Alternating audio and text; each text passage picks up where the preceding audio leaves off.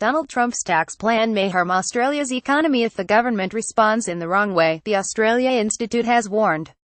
In a report delivered to senators last week, the progressive think tank said the government should not try to cut Australia's headline company tax rate to compete with Trump, dismissing concerns that a U.S. cut of its corporate tax rate to 20% would lead to capital being withdrawn from Australia.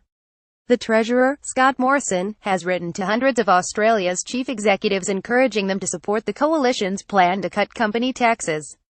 Morrison sent an 80-page booklet, comprising copies of 5 economic speeches he has given since July, to the business bosses to remind them of the government's economic vision for Australia, and warning of the economic consequences of a future Labor government.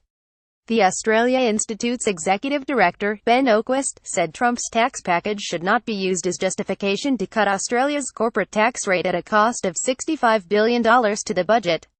Australia is likely to have nothing to fear from the cuts in headline tax rates, but other elements of the Trump plan could have negative effects, Oquist said. Many respected economists in the world are lining up to argue that the Trump plan will not work to increase either jobs or economic growth in the U.S. The devil is in the detail of the Trump plan. For example, import protectionism and territorial tax treatment pose significant risks to Australian revenues and trade. U.S. companies with Australian operations could have new incentives to move those operations out of Australia. Even the IMF is warning of the dangers of a company tax race to the bottom. On Monday, the International Monetary Fund said conditions seemed right for a pickup in growth in Australia, but warned it would only be modest, with record-low wage growth weighing on household incomes. It predicted Australia's ultra-low interest rates would persist for years, and a sustained rise in inflation would come about only when the economy had been at employment for some time.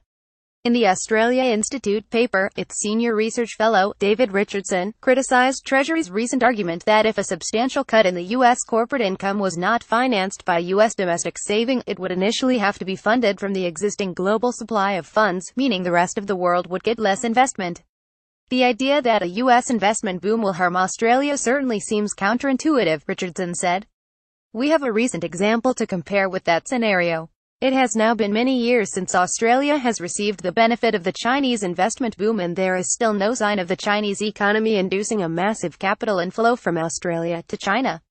Indeed, over the last decade, Australian investment in China increased from $1.1 billion to $68.7 billion, while Chinese investment in Australia increased from $3 billion to $87.9 billion. The net effect was an increase in Chinese investment in Australia from $1.9 billion to $19.2 billion. So far from the Chinese investment boom draining capital from Australia, the opposite happened.